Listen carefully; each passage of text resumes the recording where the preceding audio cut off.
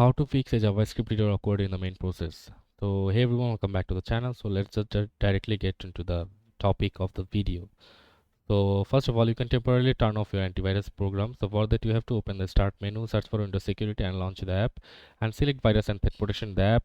Choose manage settings in the virus threat protection settings and turn off real-time protection. As you can see here, you just have to uncheck this, and you have to select yes in the user account control prompt and install a launch your app. And after that, you can also select add or remove exclusions in the exclusion selection on the virus and threat protection settings page from here, and choose add a exclusion and select file, and then you can run the file without administrator rights. You can right click to your app shortcut on your desktop and select properties, open the shortcut tab and select advanced, turn off and run as administrator and choose OK.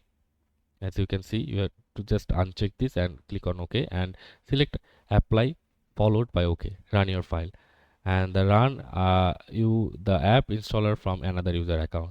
So for that, you have to open the start menu by pressing the Windows key or select the other menu and select your profile icon, choose sign out and log out from the current account, and then select the secondary account, sign in to that account and run your app installer to install the app. Make sure the select yes and when the installer asks you if you want to install the app. For all users on the system, log out of the secondary account after installing the app, sign into the primary account and use the app. So that's it for this video guys, see you on the next one.